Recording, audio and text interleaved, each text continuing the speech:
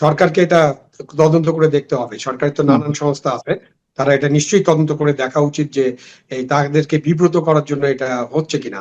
But এই যে এই ধরনের চিঠি কিন্তু বিব্রতকর, এবং অলরেডি বিব্রত হয়েছে অনেকেই, তাই না? উনি নিজেও বিব্রত হচ্ছেন বলে উনি তার পজিশন হয়তো চেঞ্জ করার চেষ্টা করছেন। সুতরাং আপনি একজন সরকারি কর্মকর্তা বা যে প্রজাতন্ত্রের কর্মচারী, উনি যে কাজটা করবেন তাকে আইনটা ভালো মতো পড়তে হবে, আইনটা অনুসরণ করতে হবে। তিনি এমন কাজ করবেন না যাতে সরকার বিব্রত হয়, এবং তার তো এমন কাজ করা উচিত না যিনি অন্য কোনো কারো পক্ষ এই কাজটা করবেন, ষড়যন্ত্র করবেন, সেটা তো অপরাধ হবে। সরকারকে বিব্রত করা অপরাধ হবে, অন্য কারো পক্ষ হয়ে এই কাজটা করাও অপরাধ হবে। সুতরাং এটাকে সরকার দেখবেন নিশ্চয়ই। স্বরাষ্ট্রমন্ত্রী বলেছেন বা আইনমন্ত্রী বলেছেন, বা বিচারের যে প্রক্রিয়া শুরু হওয়া দরকার, যেটা আগে ঠিক মতো ছিল না, একটা দমবন্ধ অবস্থা ছিল, এবং বিচারকরা নিজেরাও ভয় পেতেন যে তারা সুবিচার করতে পারবেন কিনা। এরকম পরিস্থিতি আমরা দেখেছি এবং আমরা নিজেরাই ফেস করেছি। সুতরাং এই পর্যায়ে আবার নতুন করে এই পরিস্থিতি সৃষ্টি হওয়া খুবই ন্যাক্কারজনক হবে। এখানে একটা নেগোসিয়েশনের বিষয় আছে, সেই নেগোসিয়েশনটা আওয়ামী লীগের পক্ষ থেকে যে নতুন নির্বাচিত সরকার তাদের সাথে করতে হবে, এবং তাদের কথাবার্তা এরকম মনে হয় একটু আগের তুলনায় অনেকটা নমনীয় ভাব। যেমন স্বরাষ্ট্রমন্ত্রী বলেছেন যে তাদেরকে কি পুলিশ দিয়ে কতদিন আমরা আটকা রাখবো। সুতরাং এই যে একটা অর্ডার, একটা এক্সিকিউটিভ অর্ডার যেটা জারি করা হয়েছে, সেই এক্সিকিউটিভ অর্ডার তো যে কোনো দিন যে কোনো সময় সরকার বাতিল করে দিতে পারে। তো সরকার এটা যদি বিবেচনা করে, তাহলে আওয়ামী লীগের জন্য তাদের যে রাজনীতি করা সেটা তারা করতেই পারেন। খেলা তো, রাজনীতি একটা খেলা, খেলা তো চলবেই। এখন এই খেলায় কে কখন কোন প্লেয়ার কিভাবে গুটি চালাচালি করবে, এটার জন্য এটা তো আমাদেরকে দেখতে হবে। প্রশাসনে মোটামুটি রদ বদল শুরু হয়েছে, কারো কারো চুক্তি ভিত্তিক নিয়োগ বাতিল করা হচ্ছে বিএনপি সরকার গঠনের পর থেকে। আবার আমরা দেখছি যে প্রশাসনের বিভিন্ন পর্যায় থেকে বিস্ময়কর সব নির্দেশনা, রাজশাহী রেঞ্জে ডিআইজি তিনি নির্দেশনা দিলেন যে ফ্যাসিস্টদের কোন নেতা কর্মী জামিন পেলে তাদেরকে শোন অ্যারেস্ট দেখাতে হবে।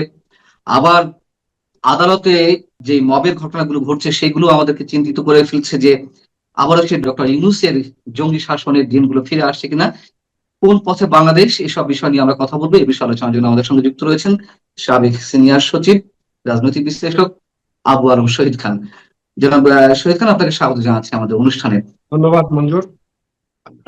যেই প্রশ্নটি শুরুতে একটু করতে চাই, যে আমরা দেখলাম যে 9 জন সচিবের চুক্তিভিত্তিক নিয়োগ বাতিল করা হলো, কোথাও কোথাও রদ বদল করা হচ্ছে, পুলিশের আইজি চেঞ্জ করা হলো, স্বরাষ্ট্র সচিব থেকে মন্ত্রী পরিষদ সচিব করা হলো নসিমুল গনি সাহেবকে।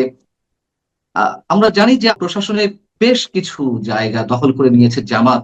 এই 18 মাসে তারা তাদের পছন্দ মতন আমলাদের নিয়োগ দিয়েছে, সচিবদের নিয়োগ দিয়েছে, প্রশাসনের বিভিন্ন পর্যায়ে শীর্ষ কর্মকর্তাদের নিয়োগ দিয়েছে, রদ বদল করেছে। আপনার কি মনে হয় যে এই রাহু থেকে সহজেই বিএনপি মুক্ত হতে পারবে? সরকার গঠনের পরে যে পরিবর্তনগুলো হবে বা হচ্ছে, এটা তো খুব স্বাভাবিক, কেন এই পরিবর্তনগুলো হওয়াটাই স্বাভাবিক ভাবে দেখতে হবে। এর কারণটা হচ্ছে যে, প্রথমত আসি আমরা চুক্তিভিত্তিক নিয়োগের বিষয়টা। চুক্তিভিত্তিক নিয়োগ তো এক ধরনের চাকরি, যেটা চুক্তিভিত্তিক নিয়োগের ব্যাপারে যারা নিয়মিত সরকারি চাকরি করেন, সেটা যে সেক্টরই হোক, প্রশাসন বলেন, পুলিশ বলেন, বা অন্য কোনো সেক্টরও যদি হয়, সেখানে কিন্তু এর প্রচন্ড বিরোধিতা আছে। কারণ চুক্তিভিত্তিক চাকরিতে নিয়োগ করা হলে, একটি যখন চুক্তিভিত্তিক নিয়োগ হয়, তখন 5টা পর্যায়ে আপনার পদোন্নতি বঞ্চিত হয়ে যায় মানুষ, বা তাদের পদোন্নতিটা দেওয়া যায় না, পদগুলো খালি হয় না।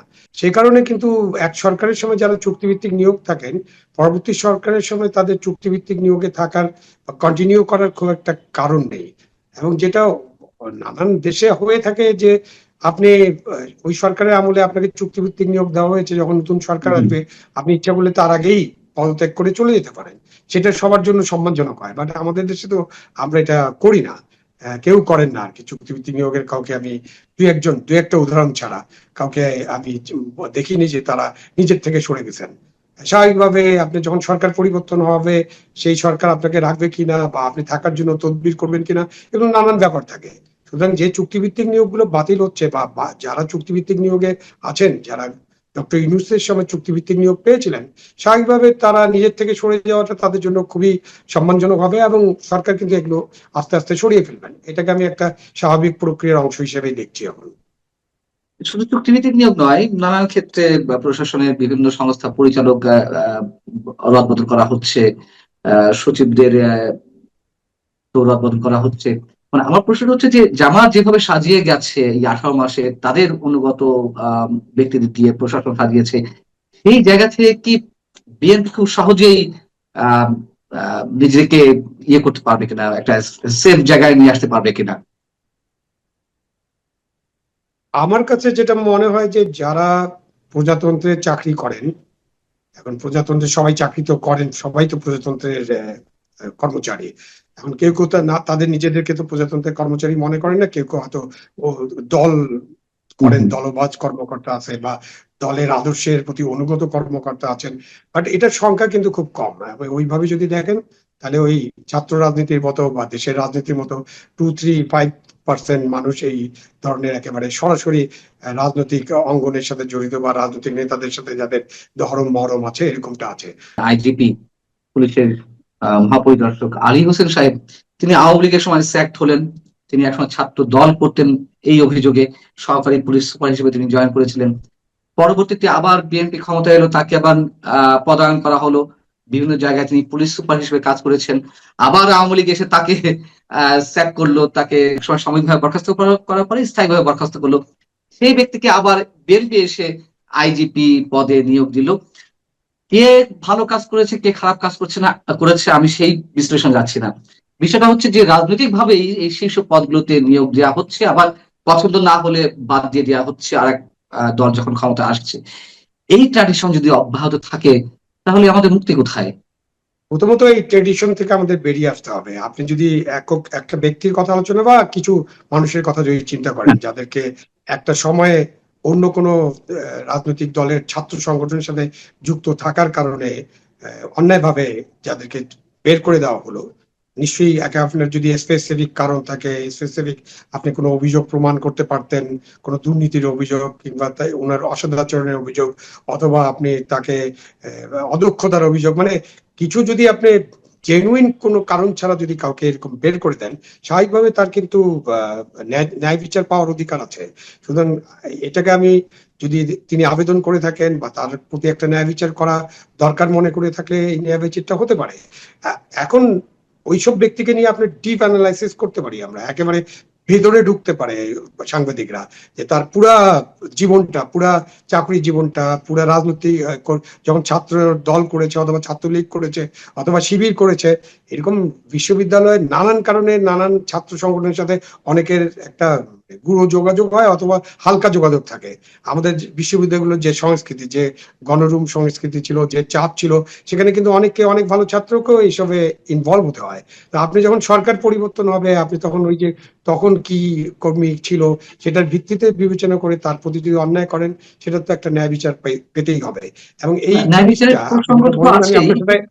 আমি আপনার সাথে একদম একমত যে এই কারণে কাউকে বের করে দেওয়া বা কাউকে গ্রহণ করা, এইটার রীতিটাকে পরিবর্তন করতে হবে।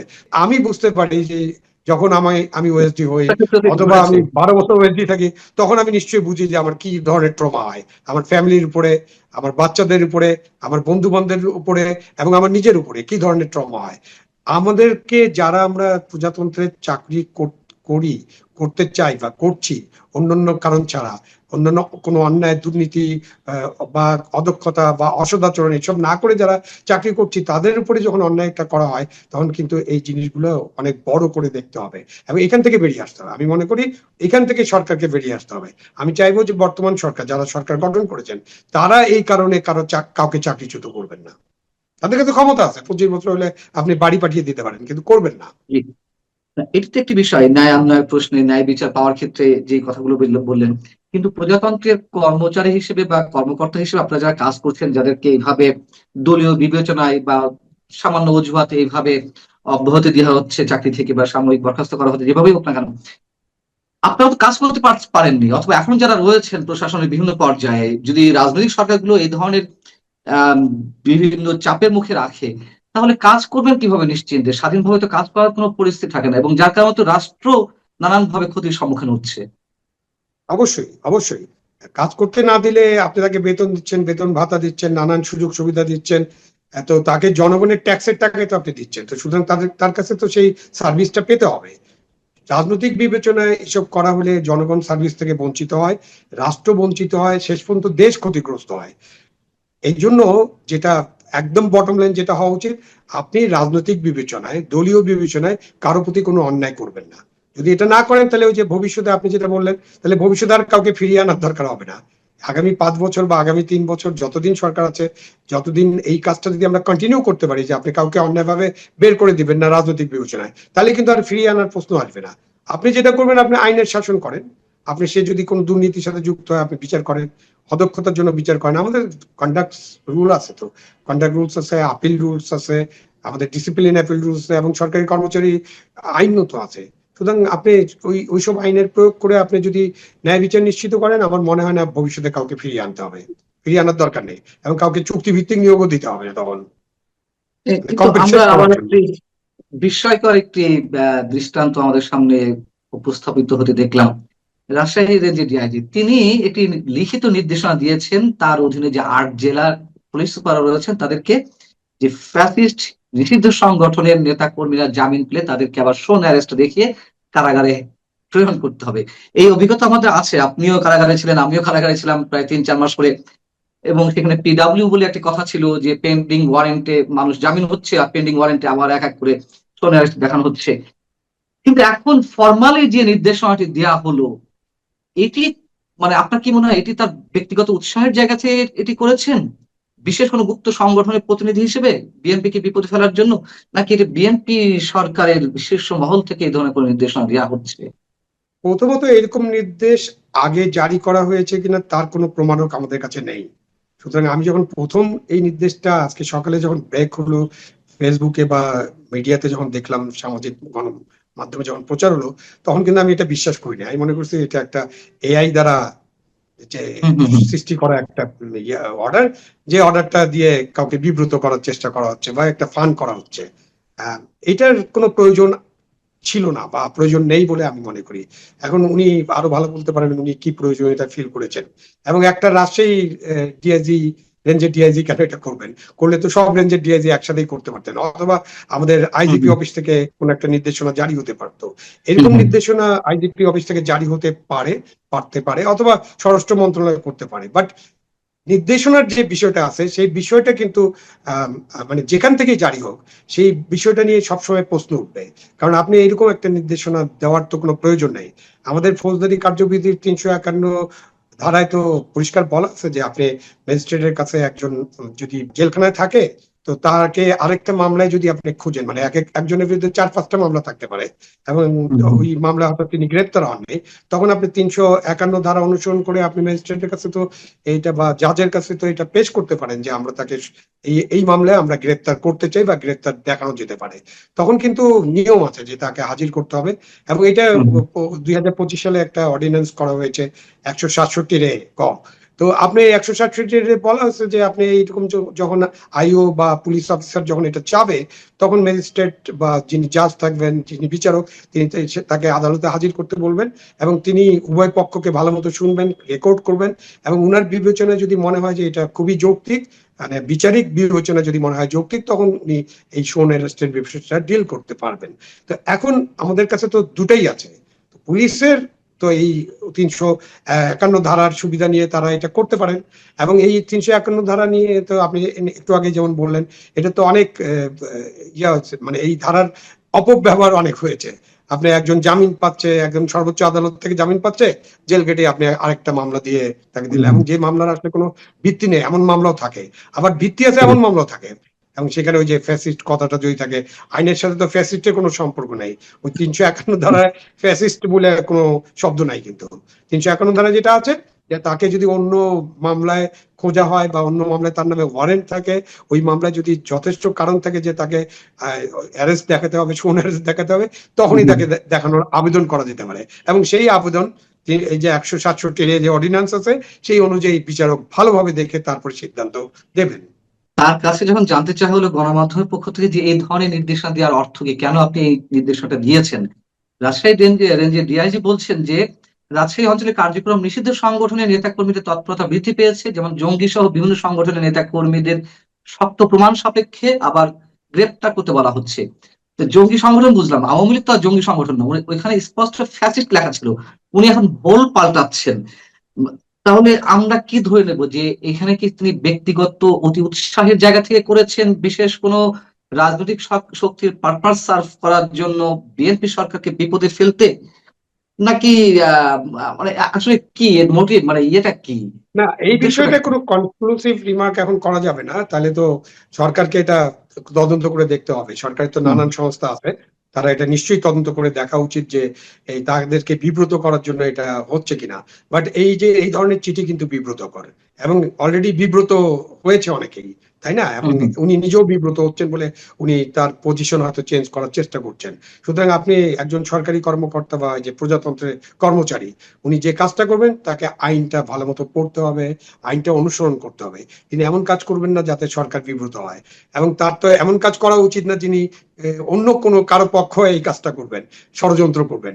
সেটা তো অপরাধ হবে, সরকারকে বিব্রত করা অপরাধ হবে, অন্য কারো পক্ষ হয়ে এই কাজটা করাও অপরাধ হবে। সুতরাং এটাকে সরকার দেখবেন নিশ্চয়ই, সরকারের তো বিভিন্ন জামিন এজেন্সি আছে, তারা খবর নেবেন। জামিন বিষয়ে নানান ধরনের কথাবার্তা হচ্ছে। এর মধ্যে আমরা দেখলাম যে বরিশালে এডিশনাল চিফ মেট্রোপলিটন ম্যাজিস্ট্রেটের এজলাসে বিএনপি পন্থী আইনজীবীদের যেই এক ধরনের সন্ত্রাস সৃষ্টি এবং বিচারককে একেবারে, উনি আরেকটি মামলার জামিন শুনানি করছিলেন, সেখানে গিয়ে থ্রেট করা, আঙুল উঁচিয়ে কথা বলছেন কেউ কেউ, আওয়ামী লীগের কোনো কোনো নেতা কর্মীর ওইখানে জামিন মঞ্জুর করা হয়েছে এটির প্রতিবাদে। আবার এক ধরনের মব, যেখানে আমাদের স্বরাষ্ট্রমন্ত্রী, নতুন সরকারের স্বরাষ্ট্রমন্ত্রী সালাউদ্দিন আহমেদ বলেছেন যে 5 আগস্ট পর যেই মামলাগুলো হয়েছে একটা বিশেষ সুবিধাভোগী শ্রেণী এইগুলো করেছে, এগুলো পুনর্বিবেচনা করা হবে। তাহলে আবার জামিন দেওয়ার ক্ষেত্রে কেন বিএনপির একটি অংশ, আইনজীবীদের একটি অংশ এই ধরনের মব ক্রিয়েট করছে? এইগুলো এখানেও কি কোনো গুপ্ত সংগঠন কাজ করছে? না, আপনি আদালতে বলেন বা যেখানে বলেন, আপনি যদি কোনো কেউ বেআইনি ভাবে কোনো মব করে, এবং এই চাপ তো দেওয়াই যাবে না, এটা তো বিচারকের স্বাধীনতা, উনি কাকে জামিন দিবেন কাকে দেবেন না। এবং আপনার তো জামিনের বিরুদ্ধে আপিল করারও সুযোগ আছে, আপনার তার হায়ার কোর্টে যে আপিল করতে পারে। সুতরাং যেখানে প্রসেসটা ঠিক করা আছে, আপনি 17 মাসের যা ঘটছে ঘটেছে, এখন এই 17 মাসের নতুন রিপিটিশন তো মানুষ দেখতে চায় না, নিশ্চয়ই সরকারও দেখতে চায় না। এবং সরকারের যে যে ঘোষণা, যেটা স্বরাষ্ট্রমন্ত্রী বলেছেন বা আইনমন্ত্রী বলেছেন, বা বিচারের যে প্রক্রিয়া শুরু হওয়া দরকার, যেটা আগে ঠিক মতো ছিল না, একটা দমবন্ধ অবস্থা ছিল, এবং বিচারকরা নিজেরাও ভয় পেতেন যে তারা সুবিচার করতে পারবেন কিনা। এরকম পরিস্থিতি আমরা দেখেছি এবং আমরা নিজেরাই ফেস করেছি। সুতরাং এই পর্যায়ে আবার নতুন করে এই পরিস্থিতি সৃষ্টি হওয়া খুবই ন্যাক্কারজনক হবে, এবং এটা হওয়া উচিত হবে না। এবং যারা এটা করছেন তাদেরকে বিবেচনা করতে হবে যে তারা এটা কিন্তু তাদের দলকে সহায়তা করছেন না, বরঞ্চ দলকে একটা বিপদের মুখে ফেলছেন। কেন, নিজের দল সরকারে আছে, এবং আপনি যদি তখন আদালতে এইসব করেন, সেটাকে তো মব হিসেবেই বিবেচনা করা হবে, এবং এই মবটা একজন আইনজীবী হিসেবে আপনি করতে পারেন না, এবং করা উচিত হবে না। যেটা হয়েছে হয়েছে, সেটারও তো বিচার হওয়ার কথা। তো বিচার হয় হোক, আর বিচার না হলে তাহলে এই এই যে বিচারহীনতার যে সংস্কৃতি, সেটা চালু থাকবে। সুতরাং ওইসব মবের কিছু বিচার শুরু হলে হয়তো এই মব গুলো আর হবে না। আমার শেষ একটি প্রশ্ন, যেটি উত্তর নিয়ে আমরা আমাদের এই অনুষ্ঠানটি শেষ করবো, সেটি হচ্ছে যে আওয়ামী লীগ সভানেত্রী শেখ হাসিনা, তিনি আওয়ামী লীগের নেতা কর্মীদের সর্বশক্তি নিয়ে মাঠে নামার প্রস্তুতি নিতে বলেছেন। এটি ভারতের কোনো কোনো গণমাধ্যমে এসেছে। 7 মার্চ, 26শে মার্চ এবং 17ই মার্চ। আহ, এবং তিনি আশা করছেন যে বিএনপি তার আগেই আহ, রাজনৈতিক কার্যক্রম বিষয়ে যে নিষেধাজ্ঞা রয়েছে নির্বাহী আদেশে ডক্টর ইউনূস সরকারের সময় আওয়ামী লীগের উপরে, সেটি প্রত্যাহার করে নেবে, না হলে তারা এই ধরনের কর্মসূচি দিতে বাধ্য হবে। এই ধরনের বক্তব্য এসেছে তার কাছ থেকে, এটা ভারতীয় কোনো কোনো গণমাধ্যম বলছে। আপনার কি মনে হয় যে আওয়ামী লীগের ভবিষ্যৎ কি, মানে অদূর ভবিষ্যতে তারা কি সংগঠিত হয়ে নামতে পারবে যদি কিনা এ ধরনের নির্বাহী আদেশ প্রত্যাহার না করা হয়?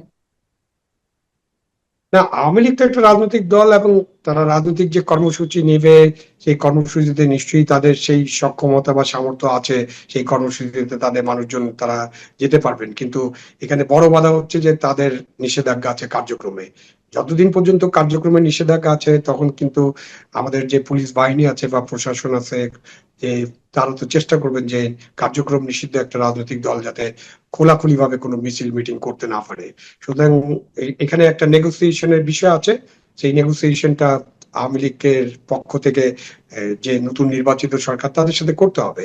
এবং তারা তাদের কথাবার্তায় এরকম মনে হয় একটু আগের তুলনায় অনেকটা নমনীয় ভাব। যেমন স্বরাষ্ট্র উপদেষ্টা বলেছেন যে, স্বরাষ্ট্রমন্ত্রী বলেছেন যে তাদেরকে কি পুলিশ দিয়ে কতদিন আমরা আটকা রাখবো। সুতরাং এই যে একটা অর্ডার, একটা এক্সিকিউটিভ অর্ডার যেটা জারি করা হয়েছে, সেই এক্সিকিউটিভ অর্ডার তো যে কোনো দিন যে কোনো সময় সরকার বাতিল করে দিতে পারে। তো সরকার এটা যদি বিবেচনা করে, তাহলে আওয়ামী লীগের জন্য তাদের যে রাজনীতি করা সেটা তারা করতেই পারেন। এবং এই বিষয়ে তো অনেক আলোচনা হয়েছে গত 17 মাস।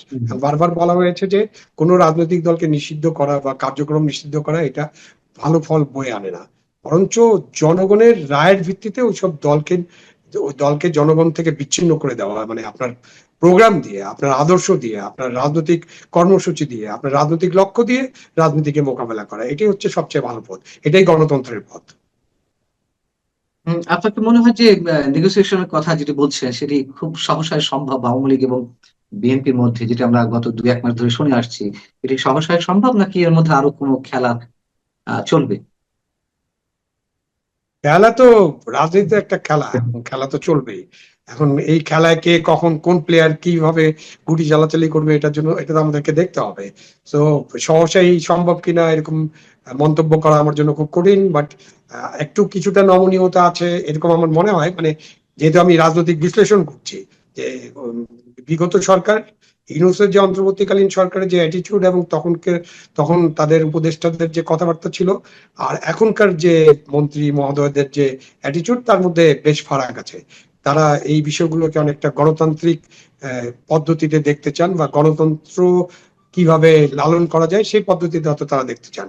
তাতে এটা বলেছেন যারা অপরাধ করেছে তাদের বিচার হবে, যে কথাটা আমি আপনি অনেকেই সবসময় বলে আসছি, যে আওয়ামী লীগের যারা নেতৃবৃন্দ, মন্ত্রী বা যে পর্যায়ের মানুষ হোক, যারা অপরাধ করেছেন, যাদের বিচার হওয়া প্রয়োজন, আমরা তাদের বিচার চলতে থাকুক, বিচার করেন এবং ন্যায় বিচার নিশ্চিত করেন। কিন্তু তার বাইরে তো 30%, 25%, এই পার্সেন্টেজ নিয়ে অনেক সময় বিতর্ক আছে। 35%, কেউ দাবি করেন 40%, যেটাই হোক, একটা অনেক মানুষ কিন্তু এই দলের সমর্থক আছেন, যারা নিরীহ সমর্থক, যারা নিরীহ কর্মী, তাদের সাথে তো অবিচার করার কোনো প্রয়োজন নাই। সুতরাং ওই জায়গাটায় একটা নমনীয়তা আসলে দেশের গণতন্ত্রের জন্য এটা ভালো হবে বলে আমি মনে করি। তো নমনীয়তা না থাকলে তো এটা নিয়ে আবার কি ধরনের পরিবেশ সৃষ্টি হবে, কি ধরনের জটিলতা সৃষ্টি হবে, বা কি ধরনের আপনার স্ট্রেস সৃষ্টি হবে, সেটা তো দেখতে হবে। সেটা তো আপনি মার্চ মাসে কয়েকটা তারিখের কথা বললেন, সেই তারিখগুলোতে আমরা দেখি, এবং তার আগেও নিশ্চয়ই আমাদের হাতে সময় আছে, সেই সময়ের মধ্যে সরকার সিদ্ধান্ত নিতে পারে। জি, অনেক অনেক ধন্যবাদ জনাব আবু আলী শহীদ খান আপনাকে আমাদের সময় দেওয়ার জন্য। আপনি ভালো থাকবেন। দর্শক আপনারা যারা শুনছিলেন, আপনারা ভালো থাকবেন। আল্লাহ হাফেজ।